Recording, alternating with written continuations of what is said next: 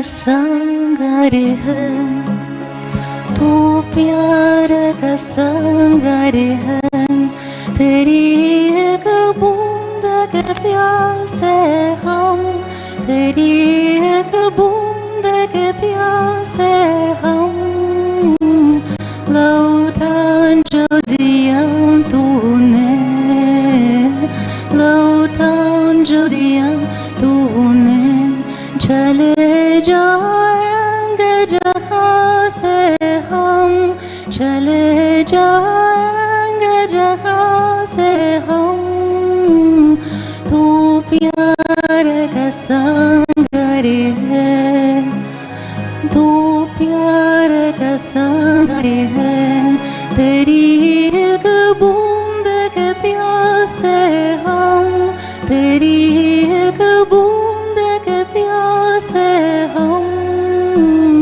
तू प्यार का संगर है।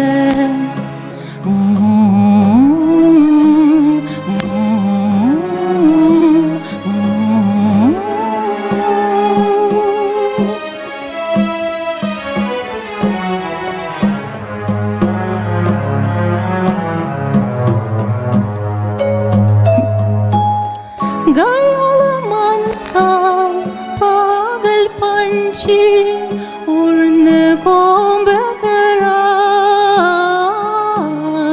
उड़ने को बेकरार,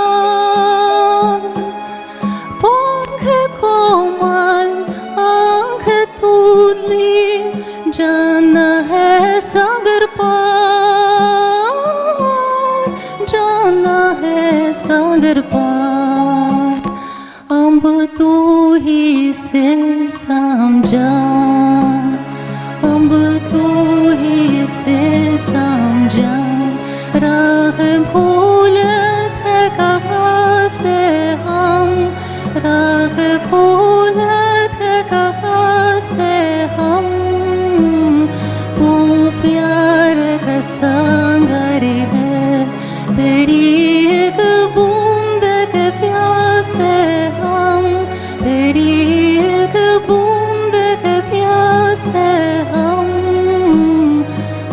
तू प्यार का संगर है।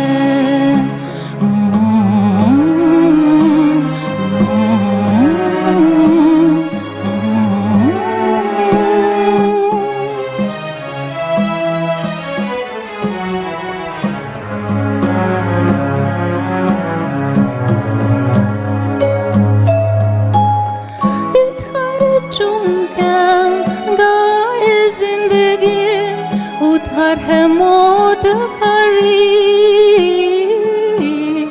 उधर के मौत खड़ी, कोई क्या जाने कहाँ है सीमा, उलझन आनु परी, उलझन आनु परी, कानों में जरा कह दे, कानों में जरा कह दे, कि आए कौन दिशा से हम, कि आए कौन दिशा से हम, तू प्यार का सागर है, तेरी एक बूंद के प्यास है हम, तेरी एक बूंद के प्यास है हम, तू प्यार का संगर है।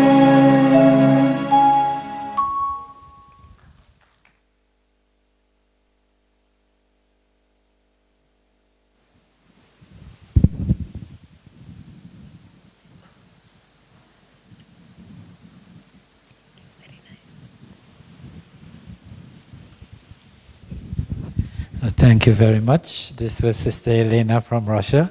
Give her another round of applause. Such a beautiful song. Thank you very much.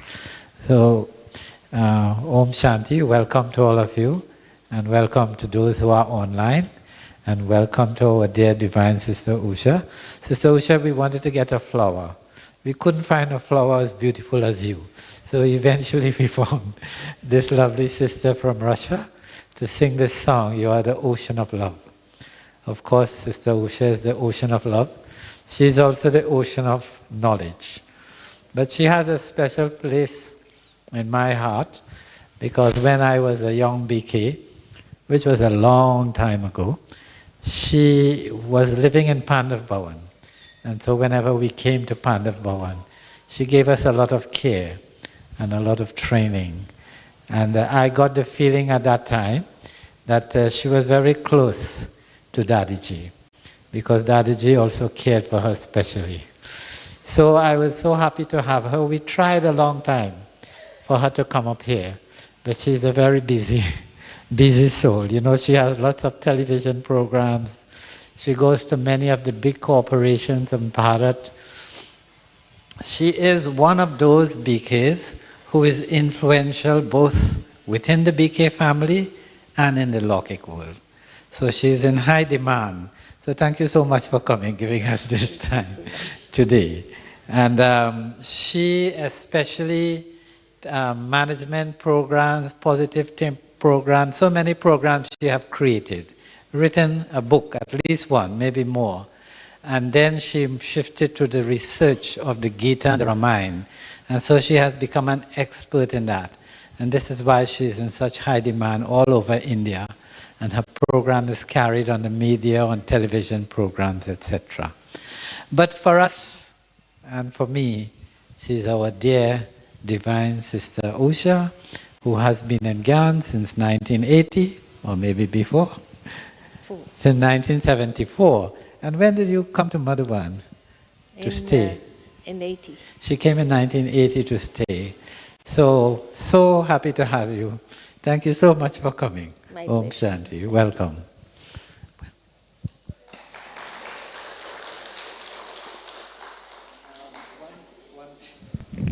One more announcement. Those who are जो हिंदी translation चाहिए, जिनको हिंदी translation चाहिए, आप हाथ उठाइए. One. Okay, so they should go to the English. You put on the headphone in the English area, and you will get the translation through the English headphones. Om Shanti.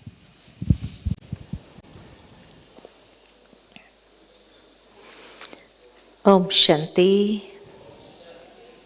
Om Shanti. Om Shanti.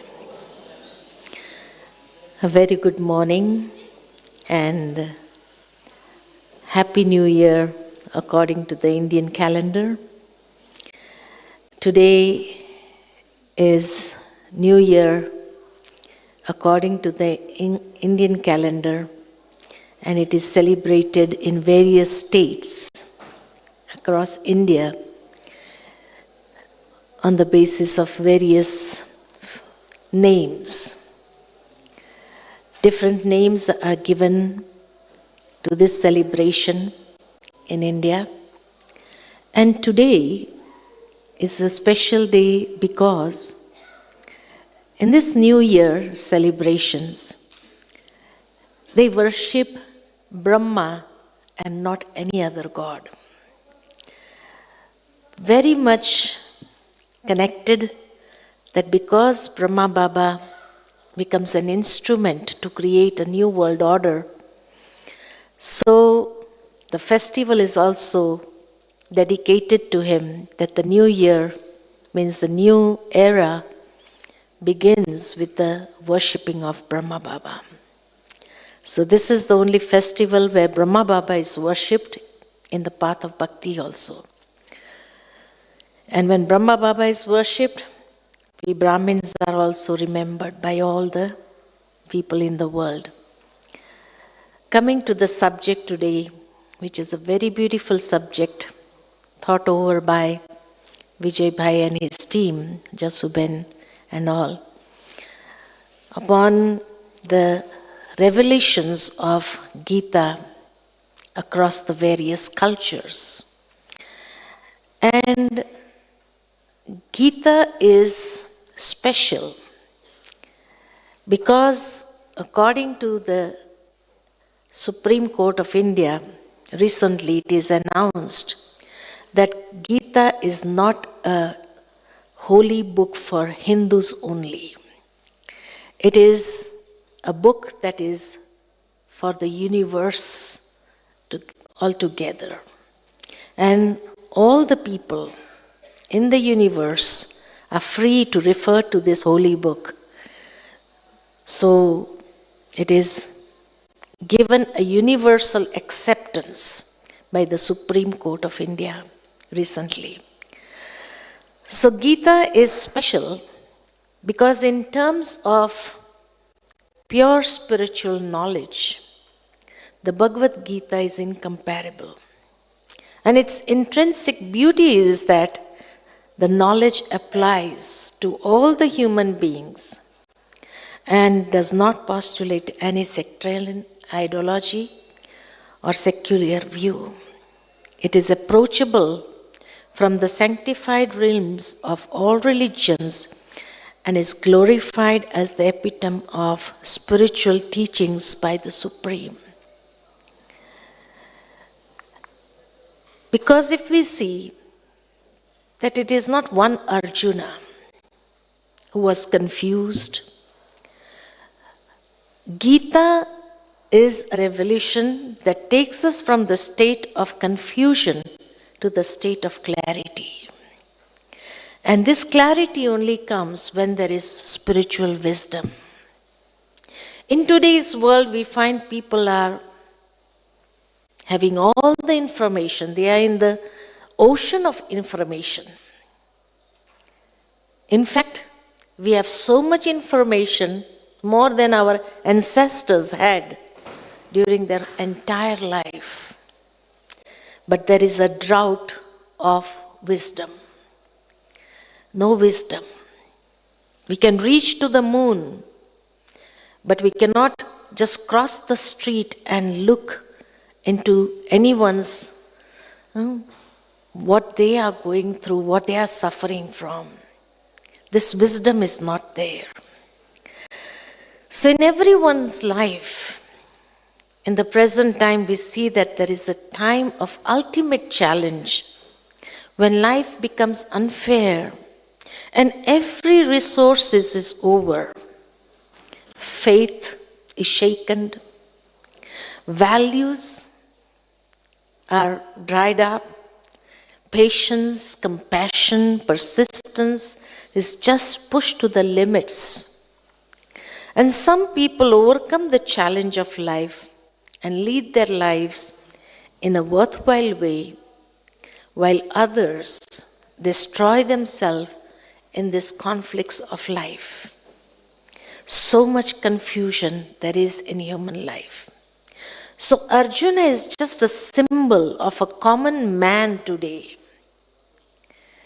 It is not something that was 5,000 years ago that is seen as a book of wisdom. But in today's age, everything is practically happening.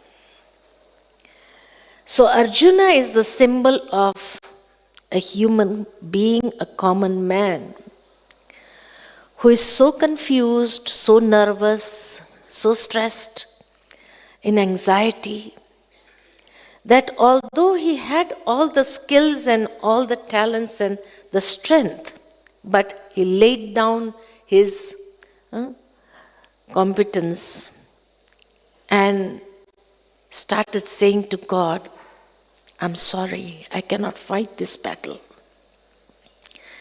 Well, it is not a battle in a Kurukshetra field, in a piece of land in India, but it is a battle that each one is going through in his own life.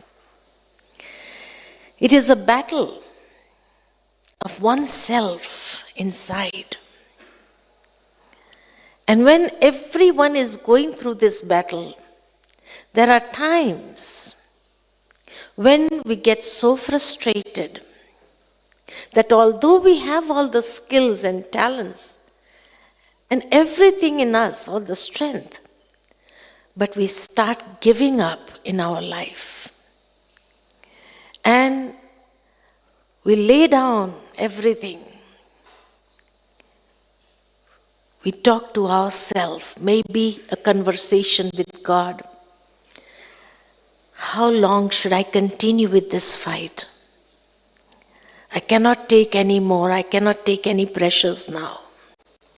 And this is how we start losing the faith in our own self. We start losing the confidence that we have in ourselves. And we land up somewhere in depression. So this word kuru means to do, practically coming into action. Something that has to be done. And Pandav and Kaurav, these are shown to be one family, Kuru family. Pandavas means those who have a loveful intellect with God, those who perform pure actions. And Kaurav means those whose intellect is not willing to connect with God, those who perform impure, unrighteous, irreligious, sinful actions. So they are shown to be of one family, but both separate. And in this picture it is shown, this is a scene of Mahabharata, that both of them go to Krishna for help.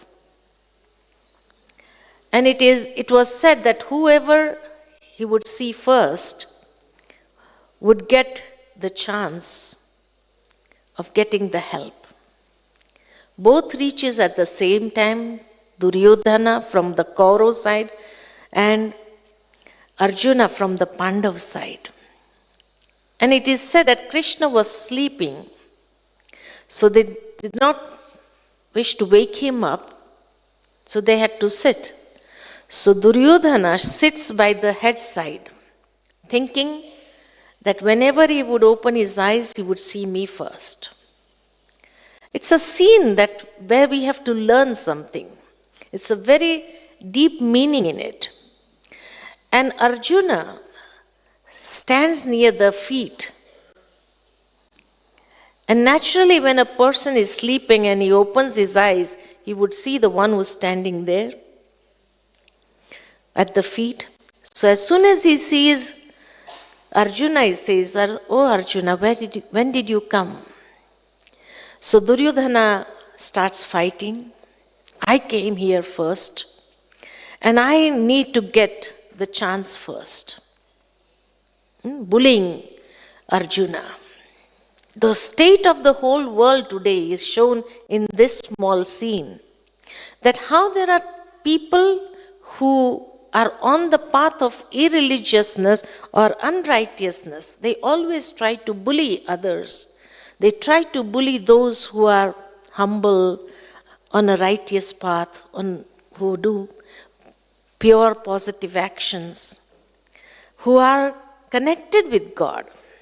So Arjuna said, "Okay, you take the chance, no problem." And the first chance was given to Duryodhana, who was the wicked soul. So God says, "Okay, I have two options. One is my entire army, which is of about 100,000 people, and on the other side is myself alone. Wherever I am, I would not fight. I would not pick up the bow and arrow or pick up any weapons to fight. I will be just a person who would be riding the chariot. I'll be the charioteer. So what would you prefer? Would you prefer my army or would you prefer me?" And this is what the option we also get in Brahmin life. We have to choose whether we want to follow the dictates of the world or whether we want to follow the dictates of God. Shrimat or Parmat, Manmat. I have a choice and I have to select.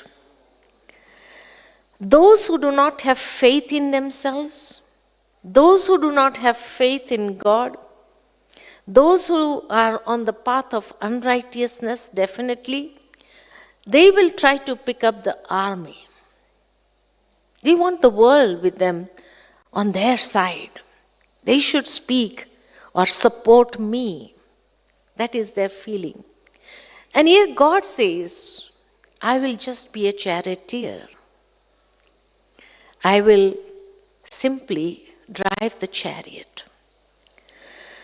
The same thing Baba says, if you take me by your side, I won't fight for you. I won't fight for your karmic accounts.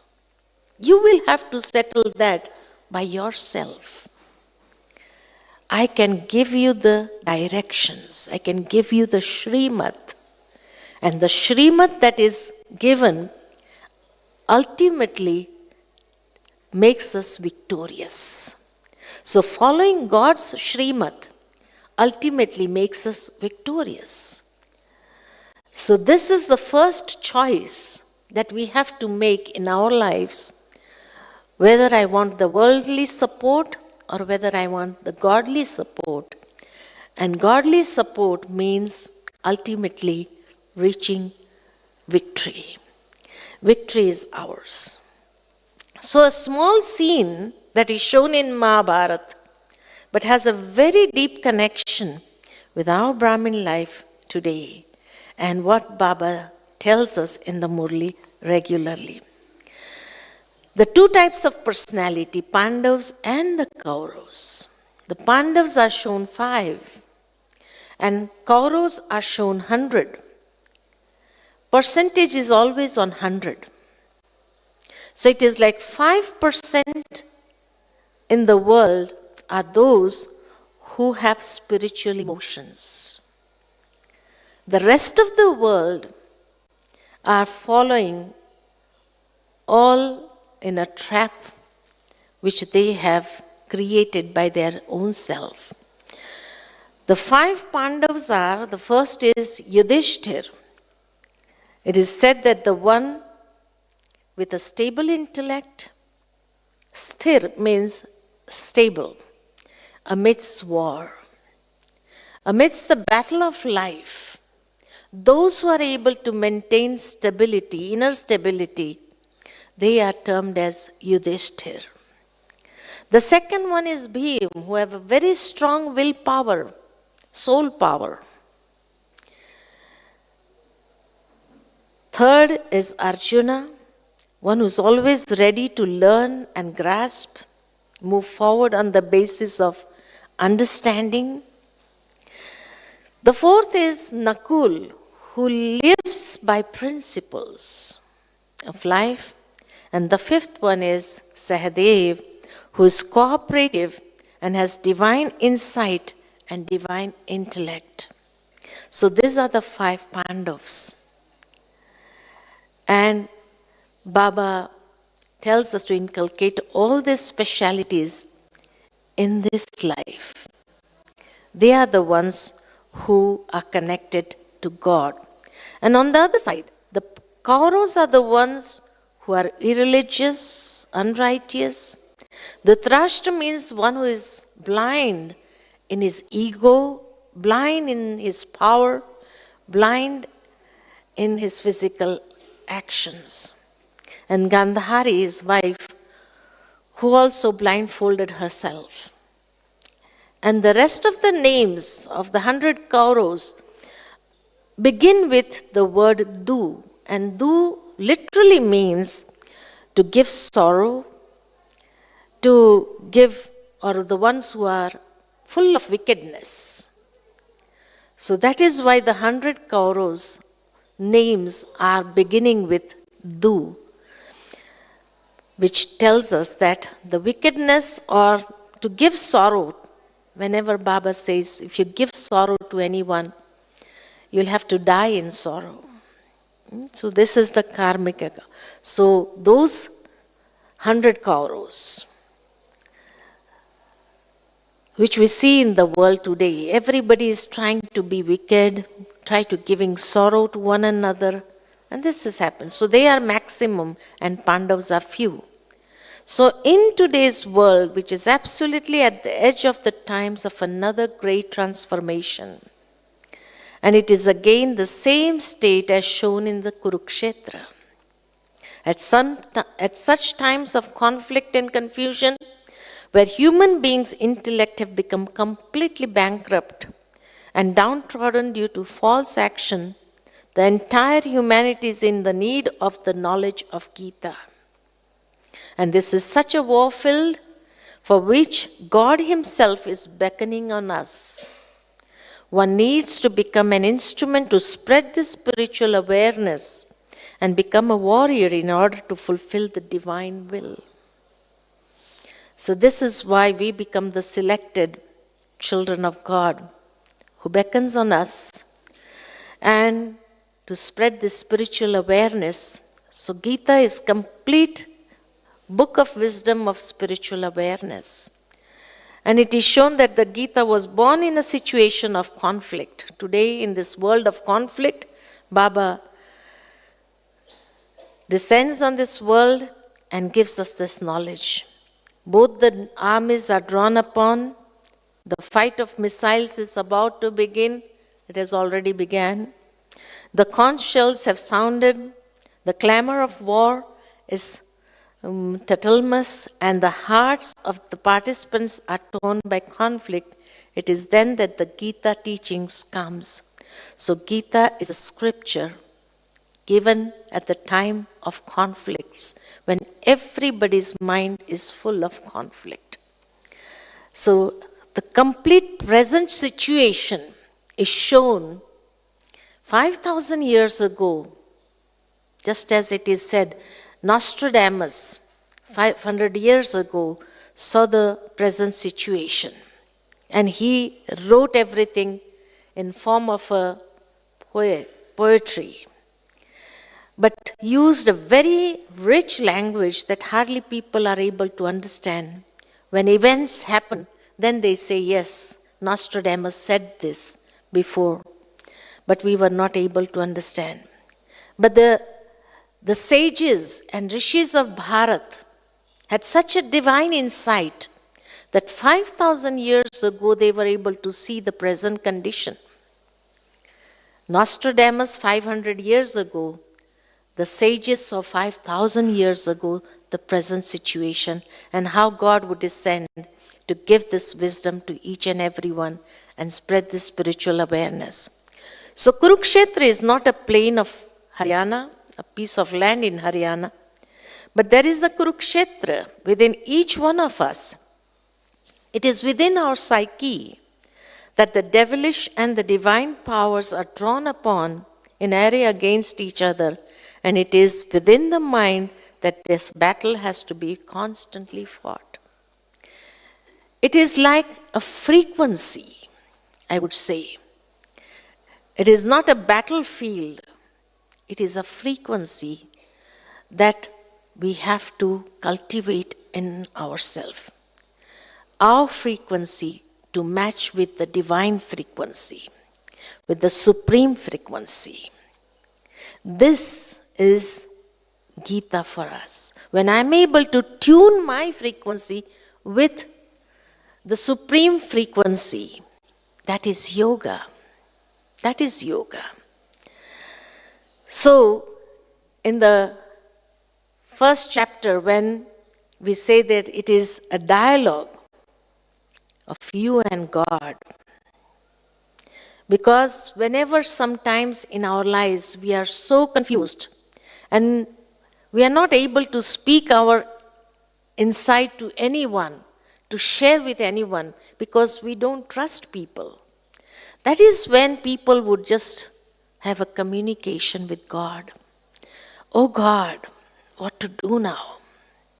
So it is a conversation of the self with the Supreme and trying to understand that frequency, because we are going through a paradigm shift, and it is a very huge shift that we are going through. We have made this world very complex and polluted. We can make this world a better place to live in, provided each person instills this faith in oneself and is clear as to where does he want to go. How will he reach the goal that he has created for himself? So this is the shift that we are going through, the paradigm shift of consciousness. It is a consciousness shift from ego consciousness to soul consciousness. And for that, we are having this conversation with God, lamenting on the consequences of war. Why he was confused? Why was Arjuna confused? Because in this battle, it is shown two main characters, God himself and Arjuna, and the witness to them were innumerable, multi-million soldiers and their commanders. As soon as the names of both the armies were proclaimed, Arjuna feels deeply disheartened. The fear in him is because of the thought of losing all his near and dear ones, and even the sin of committing such a grave act of war. So when he starts lamenting on the consequences of the war, he feels disheartened. But actually it was his attachment that was coming in between. The attachment to his near and dear ones. What will happen to my children if they are killed and everybody is killed? Will I be able to sit on that throne after everybody dies? Will I be able to experience the happiness of sitting on the throne? Will I be able to experience the happiness of receiving that kingdom for which I'm fighting for? So such questions were in his mind.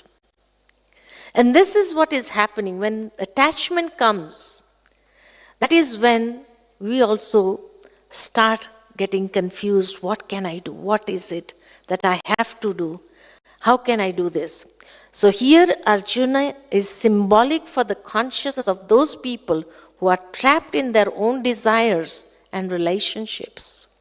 When there is a constant war going on between one's virtues, values, and vices within one's mind, then the mind gets exhausted and is not ready to fight with the devilish powers anymore. And the intellect is not able to judge except to give up to the devilish powers. Especially when one goes through long sickness, there are family conflicts going on, tensions, failures. That is when people tries to surrender to the devilish acts.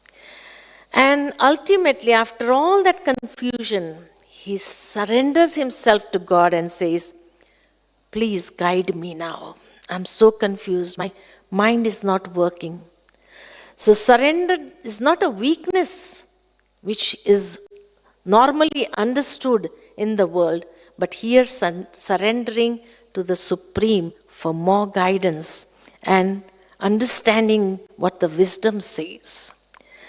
So the intellect is not able to judge, and the mind is tired, and the individual is drawn to depression because there is no power within to direct or rule the mind in the right direction. A ray of hope is only possible when Supreme Intellectual Personality guides you, when the Supreme descends and answers the questions which are distracting the mind of an individual. And the truth is that you are a soul. So the first revelation of today through the Gita across the various cultures is understanding that we are not the one which we have labeled ourselves with, but we are the souls. And this body is just the karma kshetra, a field of action where I perform my actions according to the understanding, or according to the things. And in the second chapter only, the laws and commandments of the war are explained. by God. And he says it depends on the capacity of each Bharatvasi to tolerate happiness, sorrow, cold, heat, praise and defamation. Now when he says that the first law is to tolerate, how can a person fight if he has to tolerate? Either he has to tolerate or either he has to fight. But this is such a war where he has to be victorious on his own emotions, which is going through the various ups and downs of life. That is where we sometimes need to tolerate and overcome on the basis or become victorious on the basis of tolerance. And this is what Baba also tells us. And beautifully he has said that the vices and the awareness and the attitude makes one victorious in such a way as water would take its form when placed in a mold. Water does not have its own shape. Water does not have its own shape. Whichever mold we put in, if we put it in a glass, it takes the form of a glass. If we put it in a pot, it takes the form of a pot. If we put it in a clay pot, it will take the form of a clay pot. Whichever the mold is, whether it is straight or vast. Similarly, our consciousness does not have its own shape. Beautifully explained. Our consciousness does not have its own shape. The attitude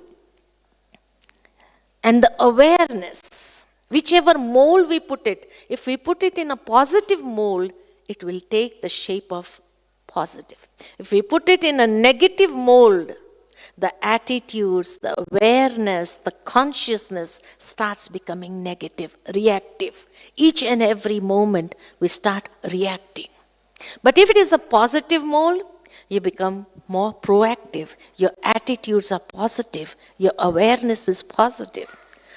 So the consciousness does not have its own shape. It all depends on what type of mold we put it in. And this is what Baba does. He puts us all in the mold of spiritual wisdom, positive wisdom. And when we are in that mold, everything starts changing. We start looking at ourselves in a different way, from body to soul. So this shift takes place. And then he explains, this is a conflict between the field and the field man. The karma kshetra, the field, and the field man, the soul, in which the devilish traits have to be completely demolished and allow the consciousness to be stabilized in God. A stable person, a stable soul cannot be possessed by his senses and vices, as he sees himself to be equal in happiness and sorrow. When there is inner stability, we cannot be possessed by the senses and the vices, and we become worthy to attain the element of nectar. We become worthy to attain the element of nectar, the wisdom. So the soul never dies. It is eternal entity, ever existing. The soul cannot be killed, the body is killed. The 5 elements of nature cannot harm the soul in any way. Beautifully then said, the glow of the soul increases with the values, virtues, and dims with the vices. It all depends on the aura. Each and every person who has an aura, the more we are soul conscious with values, the 7 values of the soul, then the glow starts increasing. But when a person becomes vicious, the negative mold that he has taken for himself, then the aura starts diminishing. Otherwise, the soul is powerful when not entangled with the worldly bondages and weakens when entangled with the worldly bondages. Beautifully, this is how the aura is explained. The science of aura is explained in Gita. And then he talks about the Swadharma, that according to the original religion of thyself, Swadharma, You are not worthy to fear. So when I'm the embodiment of the 7 qualities, the 7 values of the soul, Swadharma, then we are not worthy to fear, as there is no other more beneficial path to fight, being the embodiment of thy religion, the eternal transcendental nature. Religion here is not something explained at the physical level, but at the transcendental stage. But if you do not fight this battle, then you will commit sin by losing your original religion and the faith. So you lose the transcendental nature when we become body conscious. And that is when we lose the battle of life. But if we are stabilized in the soul consciousness, that means the transcendental nature of the original soul, then we will win every battle. We win every battle in life. Nobody can ever lose any battle. And this is how we can always be victorious. The second revelation, the first revelation is on Swadharma. The second revelation is on karma. When we do the karma on the basis of the transcendental nature of the self, of the soul, then each karma will be a righteous action, which will liberate us from the bondages. The seed will be so powerful, nobody can destroy that seed. And we'll be able to overcome any fear in life. But each and every action has to be performed with a faithful intellect. No doubts. No doubts of what will happen or what will people say or what will others comment me or this or that. Because when stabilized in that original Swadharma and the actions performed, it will be powerful actions, righteous action. Where we perform the action, we don't have to think or worry about the fruit. And with renunciation of all fascinations and influence of company, being indifferent to success and failure, stabilizing in yoga and performing altruistic action, this feeling of equality is said to be yoga. So the third revelation is yoga, which is applicable throughout all cultures.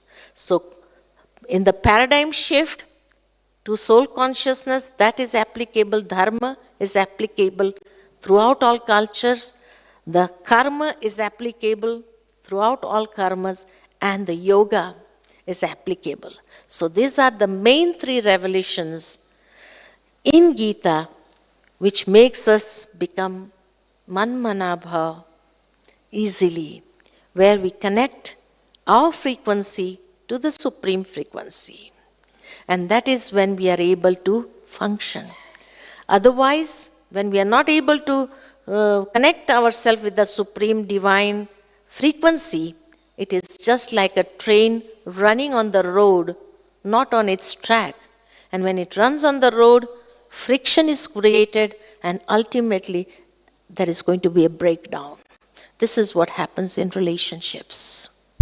This is what happens everywhere. So these are the 3 main revelations that I had thought upon, which to talk to you all. Thank you very much. Thank you so much.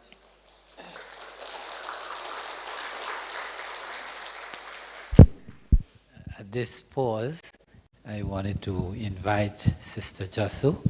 So she gathered some questions from the audience and others. And we specially chose and requested Sister Jasu because she also represents a repository of knowledge.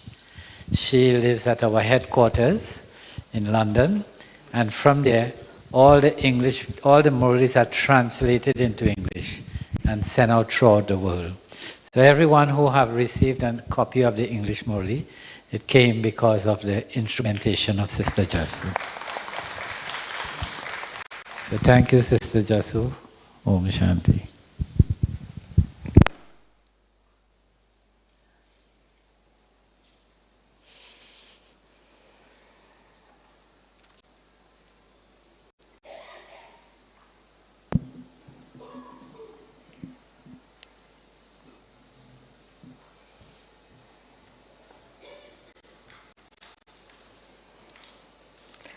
Om Shanti. It was lovely listening to Ushaben on a wonderful topic. The Gita itself gives us so many secrets to be able to lead a happy life, a life without conflict.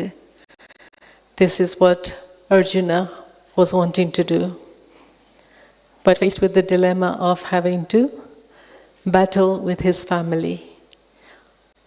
If we really think about it, the whole world is one family, and yet we're not able to live in this family without conflict. So how do we overcome conflict? One of the things that the Gita talks about is your mind is your best ally, your friend, and your mind is also your enemy, creating obstacles for you. So how do you actually, Ushapan, I know you've studied the Gita quite a lot. You've been giving lectures on the Gita for many years. And so how would you actually take the Gita and see how you can maintain that balance, maintaining that friendship within the self with the obstacles and the battles that are coming to us? Beautiful question. And definitely in Gita it is mentioned, you are your best friend and you are your worst enemy. And it is when the mind thinks positive, we are in the positive mold, when our consciousness becomes spiritual, on the basis of values, that it becomes our best friend. But when it is placed in a negative mold, where there is a lot of viciousness, vices, initially maybe sometimes people may think that they are winning, but ultimately they lose in the battle of life.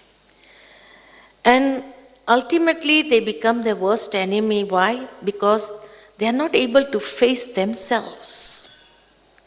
That is how they become the worst enemy. Their actions, when they are revealed in front of the world, when their complete nature, their attitude, everything is revealed in front of the world, it becomes very hard for those people to face themselves. They cannot look into the mirror in their own eyes. That is how they become the worst enemies. So that's why being in this mold of spirituality and performing actions on the basis of our true nature, the soul nature, that is how we become our best friends. Krishna actually told Arjuna, you have to let go of your attachments to the family. Having to deal with all the family, he has so much love for the family, and yet he is being told that he has to kill family. So on the one hand, there's so much attachment. On the other hand, we have to practice detachment.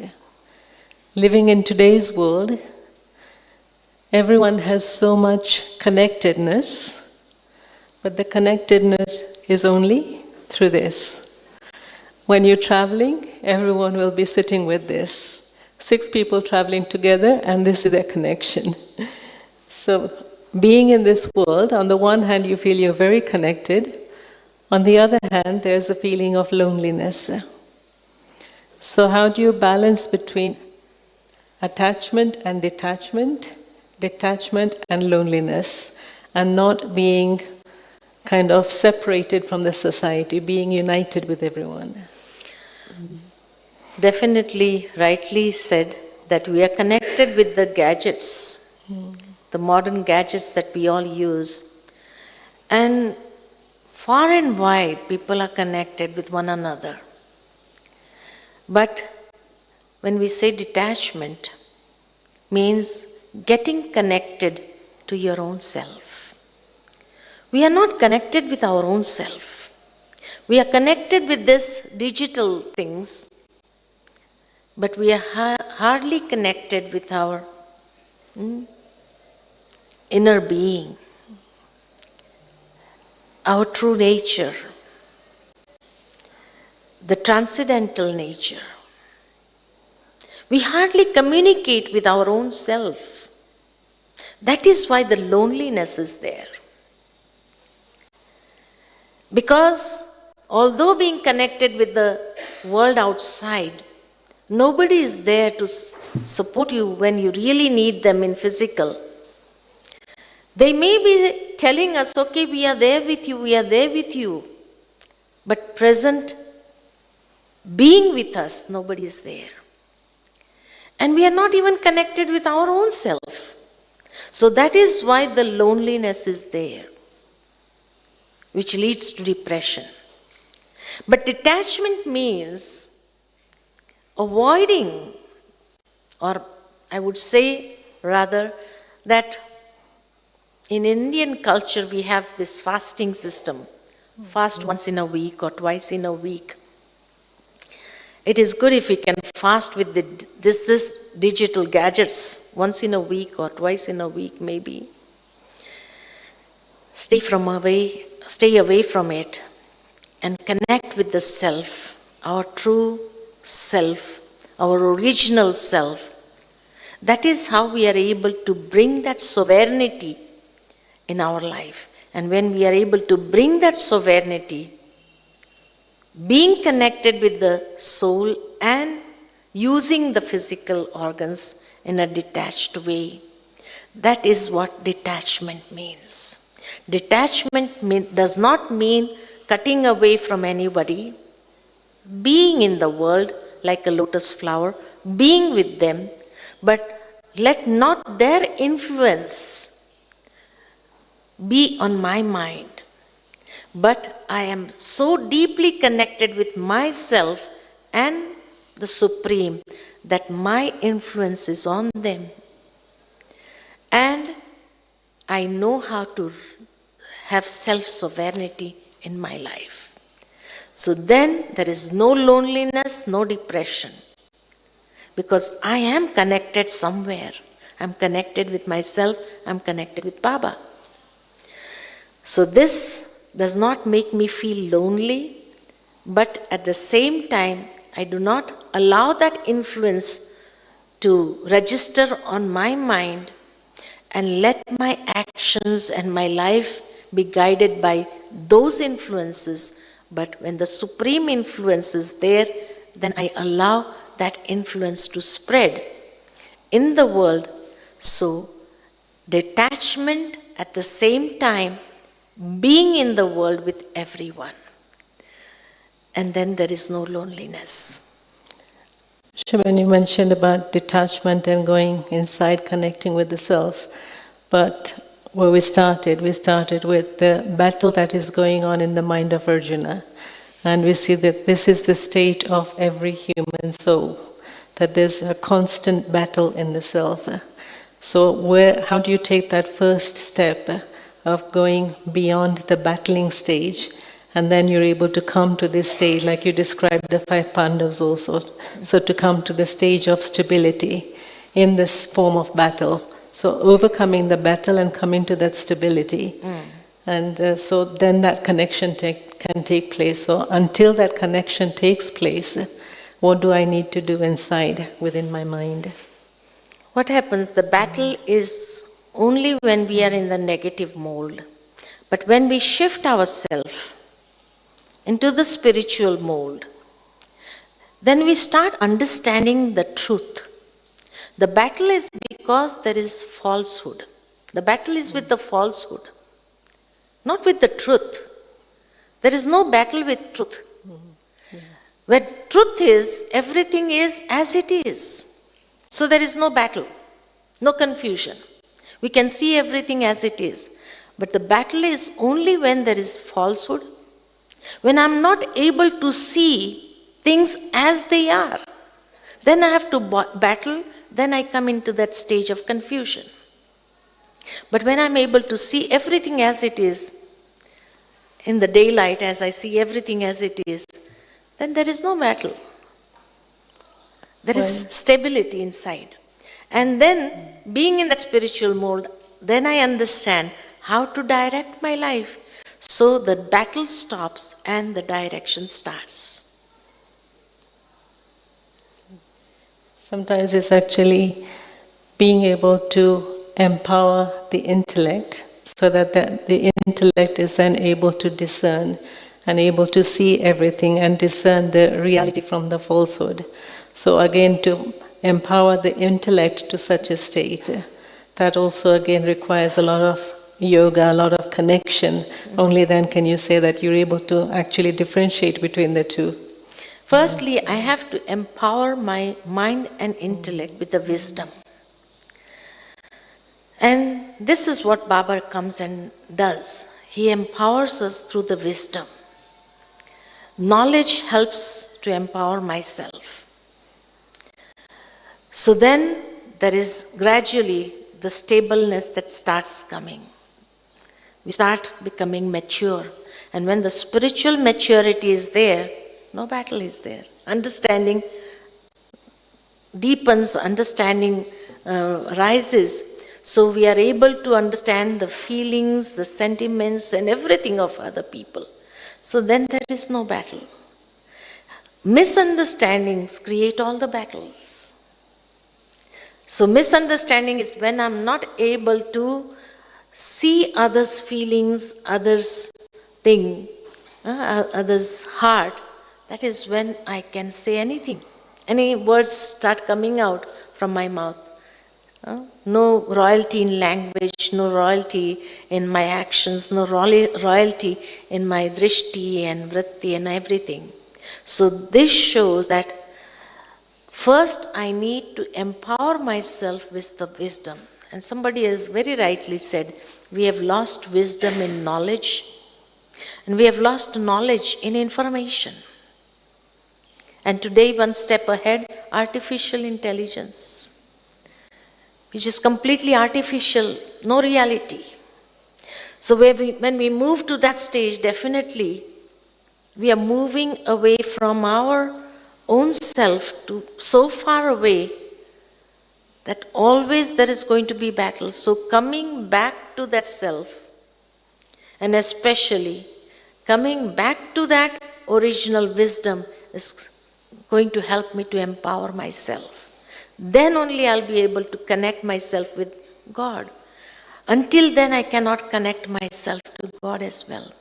I cannot have yoga with Baba also. Shaman, you mentioned artificial intelligence, and everywhere in the world we feel that it's taking over completely. To the very fact that even creation of human beings. So what does the Gita actually have to say about that?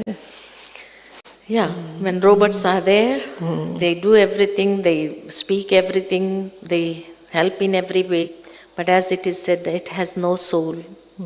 It has no feelings. It has no, no heart. No mind, no heart. So, how does it going to help us? It won't help us in any way. Ultimately, it is going to be a medium for destruction only. No heart, no brain, no head and no heart. So how can that help us in any way? It cannot help us. Sure.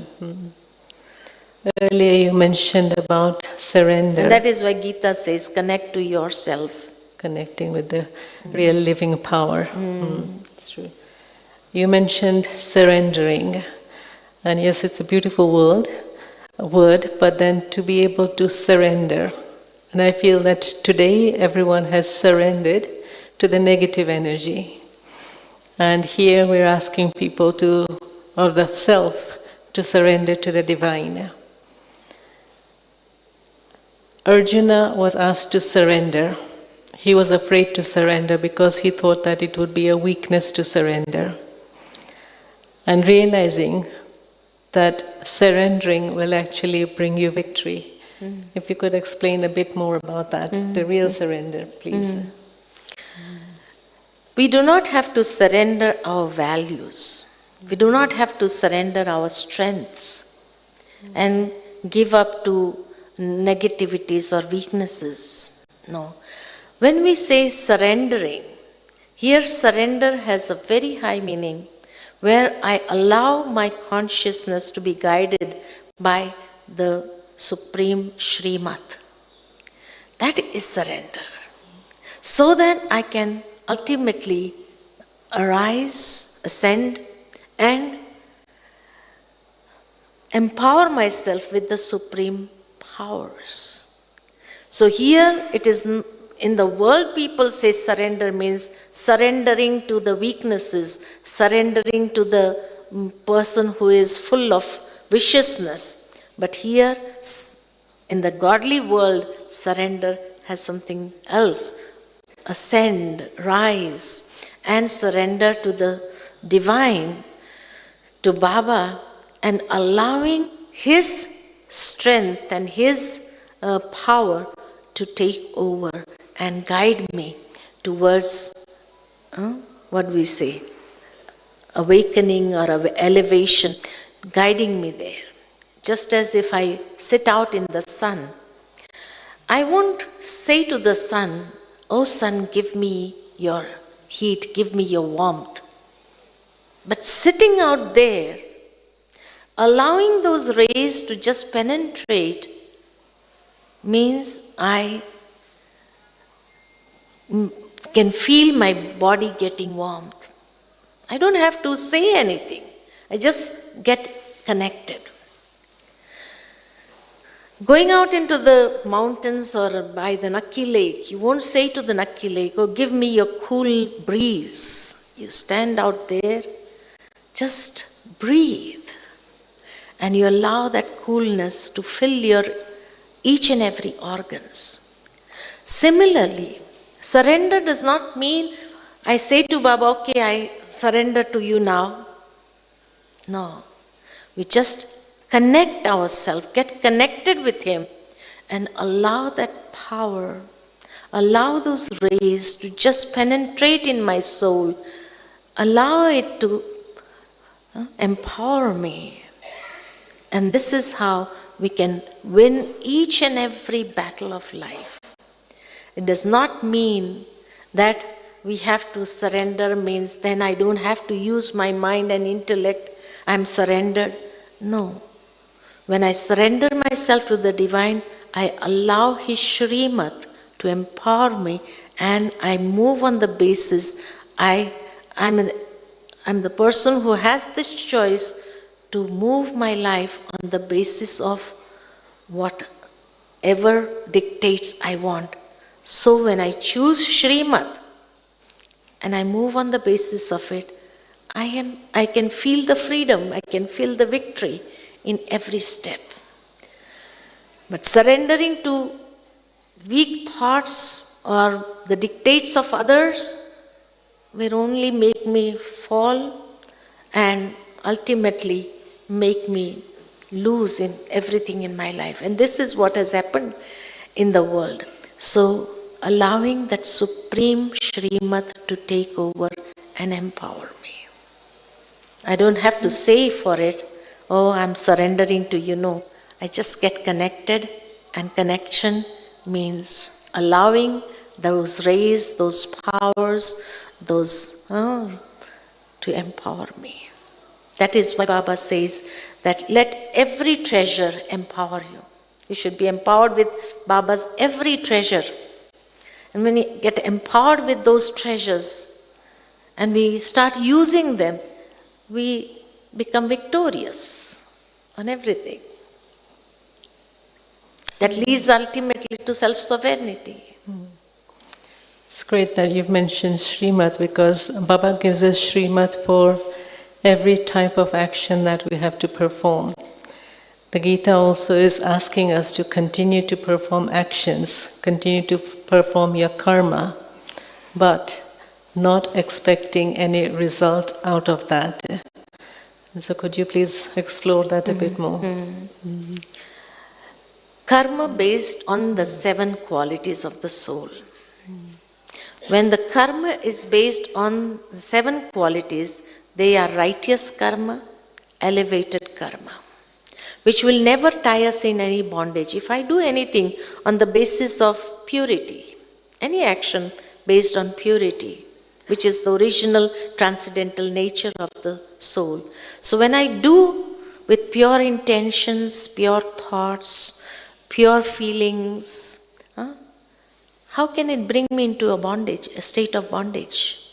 I'll be free from the bondage also. That's why Baba many a times tells us in the Murli, if you have any karmic account with anyone, any other soul, the best way to become free is give good wishes, good feelings, blessings. When I do that, it makes me settle my karmic accounts very easily. But if seeing those karmic accounts, I'm going to generate negative, oh, I have to go through all this, why should I? What karmic accounts I have? I'm increasing my karmic accounts. So the best method that is explained by Baba and Gita is that whenever you see you have a karmic account, the best way to settle them very easily is start generating good wishes, good feelings for that soul, give blessings to that soul, and then you empower those souls with those powerful thoughts, and your karmic accounts will be very fast settled. Thank you. Often we come across so many situations in life and we feel it's such a big test paper. What have you personally taken from the Gita and put into your life practically, because you've studied it in such depth? So what has helped you so much? Practically from Gita, after reading Gita, I did not read one Gita. I read about 20 different types of Gitas written by different authors. And nowhere it is in comparison to Baba's knowledge. Whatever they have explained have explained at a very gross level, not understood at all the depth of those words also. They have taken those words at a very gross level.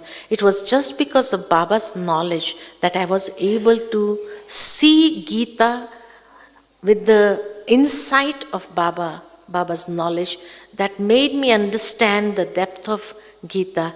And then I realized some of what Baba was trying to tell me, because they had explained it at a gross level, so sometimes it was easy for me to connect it at a gross level also, that how we are functioning in this world.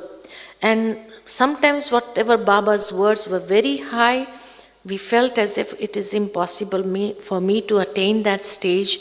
Maybe we won't be able to. But understanding Gita helped me to understand Baba's depth more clearly, and I was able to put those things in my practical actions as well.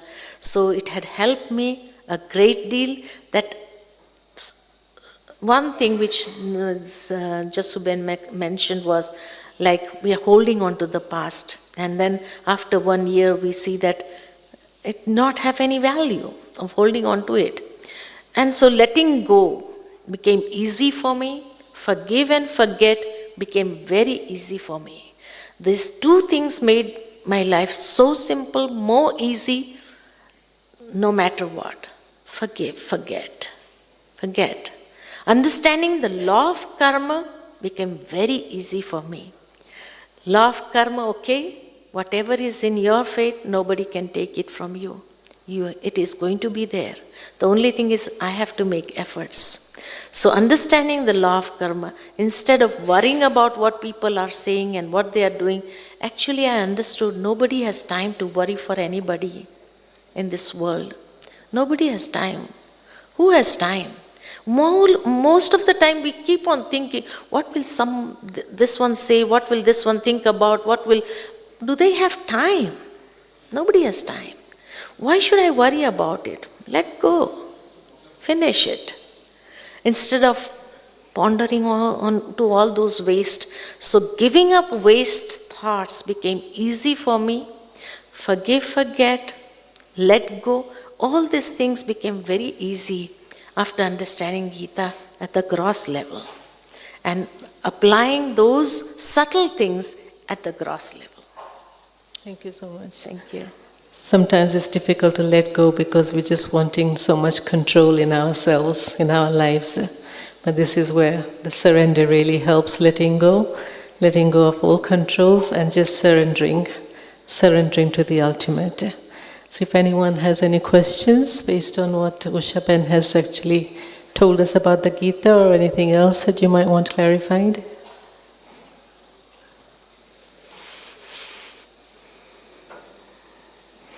Here, one brother.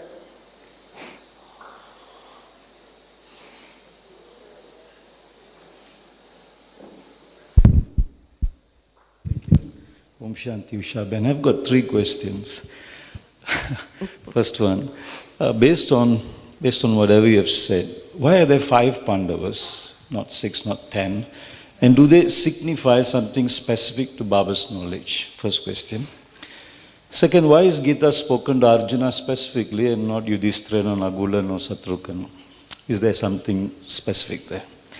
And number 3, what is the significance of Draupadi having 5 husbands? But officially I think he's married to Arjuna. Am I right? Thank you.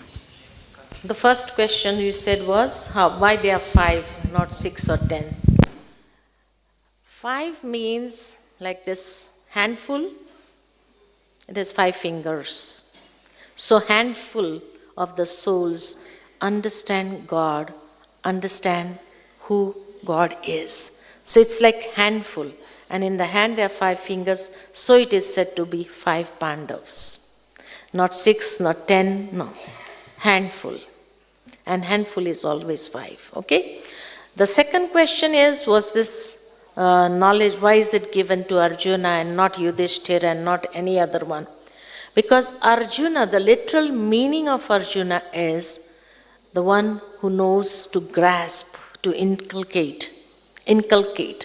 So it is the soul who wants to inculcate, and the soul with the other 4 qualities. So it is not like Draupadi having 5 husbands, but in the scriptures also it is mentioned that when Draupadi was asked by God, what type of husband you want to have? So she mentioned these 5 qualities, and she said, I want a husband who has these 5 qualities in them. Now, to depict in the scriptures, one person with all these 5 qualities was difficult for them. Because every quality has its own meaning, it has its own value, it has its own performance. So how can they depict that in one human being? Sometimes it will be like a split of personality, so it will be more confusing. So that is why these 5 qualities is shown to be like 5 personalities. But actually she married to only one. One person with all these 5 qualities, the one who is able to grasp, is able to have developed a strong willpower on the basis of knowledge and maintain that inner stability, and is able to lead the life on the basis of principles, because to lead a life on principles, a person has to have lot of inner strength, willpower. And then he is able to cooperate with others. So these are not 5 personalities, but only one person with these 5 qualities in him. And that is mentioned in one of the stories of the scriptures also, that it is not 5, but one person. But because some people may not have a confusion in them, they are shown to be 5 persons. Any other questions? Have I missed out anything? No. Okay, thank you. Thank you, Shaban. Thank you, Jasuban. I'm Krishna from London. Probably this is a silly question and it's not going to help us in our efforts, but purely out of curiosity. So, and forgive me if I'm wrong, Jagdish Pai was of the opinion that there was a original version of Gita which had more chapters in it.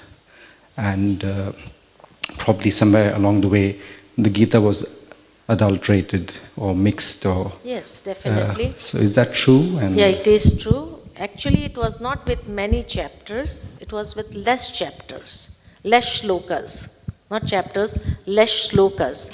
Original Gita is said to be of like about only 8 shlokas. Original. But then it was adulterated, many things went on.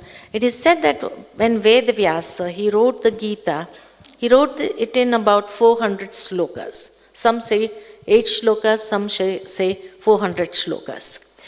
But then he gave it to his 4 disciples. That is what is mentioned in Mahabharata, that he gave it to his 4 disciples and he said, you read this Mahabharata and whatever you feel like, if you want to do some corrections, you can do it. So he gave that permission, and those 4 disciples read that Mahabharata, which was originally of 10,000 shlokas only. But when each one added another 20,000, that today, that Mahabharata epic, it has become a big epic with about 1 lakh shlokas. So, you can just imagine, 400 shlokas to 1 lakh shlokas is how much? Just like a pinch of salt, as Baba says, that the Gita has only a pinch of salt in it. The real truth. Om Shanti. My name is Elder. I'm from Mozambique. 2 questions I have, but before that, thank you very much for the beautiful lecture. I personally haven't had the opportunity to read the Bhagavad Gita, but first question is that many times it's said that the Bhagavad Gita is the mother of all scriptures. I would like to understand that better. I was born with a Christian background. I've read the Bible, both the Old and New Testament, and I battle to understand why it is said that Bhagavad Gita is the mother of all scriptures. Yes. And the second question is, while answering one of the brothers, the number 5 came 2 times. 5 handful for the qualities and 5 Pandavas. I would like to understand is there a special meaning for the number 5 in the Bhagavad Gita? Thank you. No special meaning, but as I said, it is just a symbol for handful of souls who are connected to God. The first question that you arise was the mother of all scriptures. Because Gita is ancient, it is because it was written in the end of Silver Age and beginning of Copper Age. That was the time when it was written in the path of bhakti. And whatever was remembered through divine visions and the insights that he got, accordingly he had written the Bhagavad Gita. And then different religion establishers, as Baba mentions, they had all come to India in Copper Age, before they established their religion. Like for Christ, it is said that Jesus, from the age of 13 to the age of 33, this 20 years, nobody knows where he went. 20 years he was on a pilgrimage in India.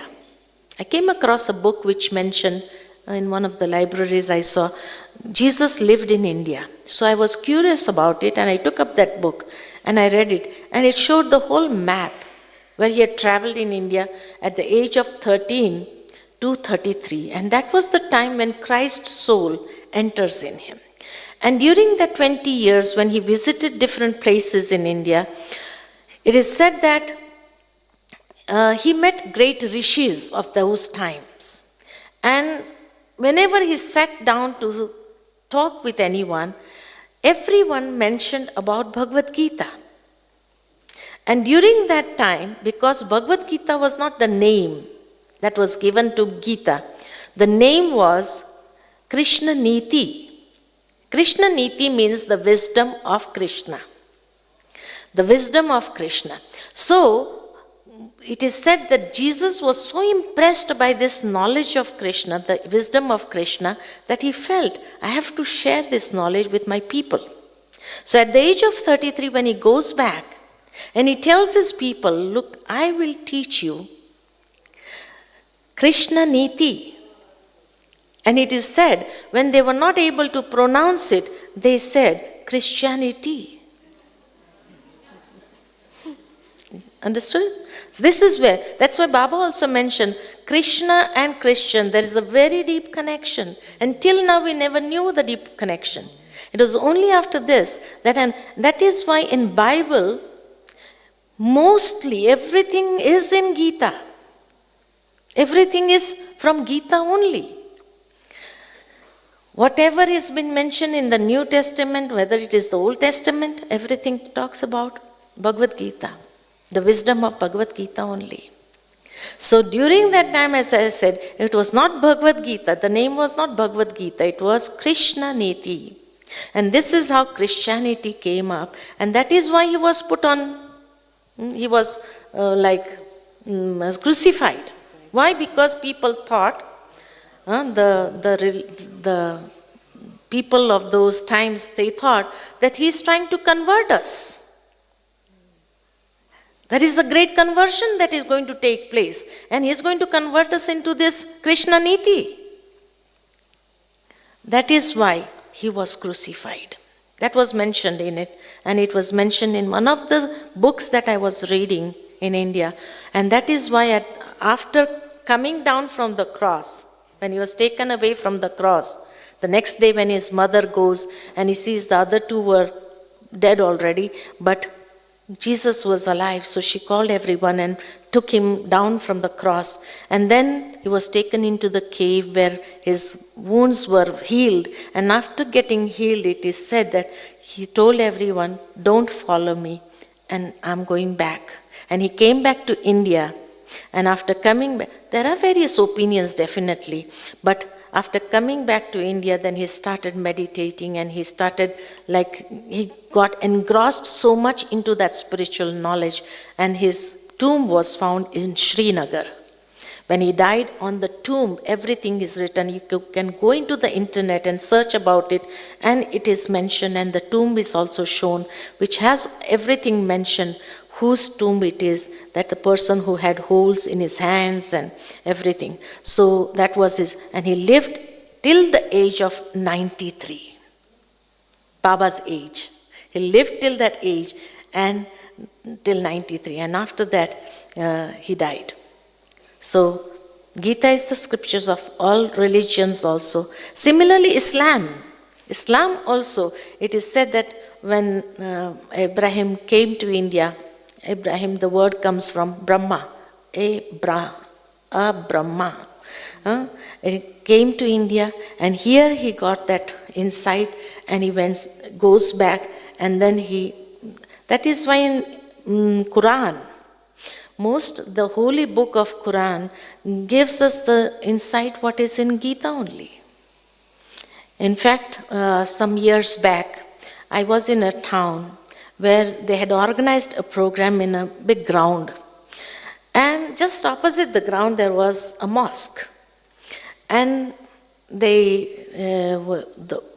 people in the mosque, they were listening to because these were on speakers, big speakers. So when I was talking about the Gita, they were listening to the knowledge of Gita. And the next day they come up to me and say, can we come and sit in this gathering? So I said, no problem. After that they came in, the Muslims, they came, and then I said, why would you like to sit here? They said, whatever you are saying, everything is mentioned in our holy text, Quran, but we didn't understand. Here we understood everything, the meaning of whatever is written. So mother of all scriptures, Mahatma Buddha. Mahatma Buddha does not teach of any blind faith or worshipping or anything, but he talks of karma. And the karma is taken from Bhagavad Gita. Because the depths of karma philosophy is mentioned in Bhagavad Gita only.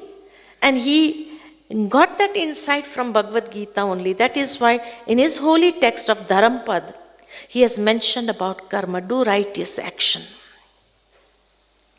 So if we see all the religions, Jain religion talks about the principles which are mentioned, like be celibate, be pure, don't do anger, don't have greed. All these principles are taken from Gita.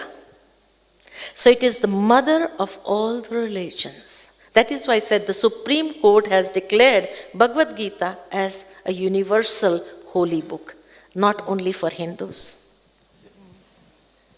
Right? Okay. So absolutely delightful.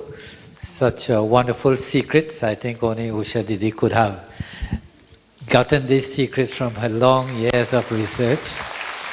And we are so happy that you can reveal it. And thank you, brother, for that question, so that it can open, all of these secret boxes that she has given. So I'd like to especially thank Jasubain for being here, for coming, for giving her time, and of course to our Usha Bain for giving us this delightful lecture and spending time with us today. Om Shanti. We have a few minutes meditation and then wait for some important announcement from Sister Celia.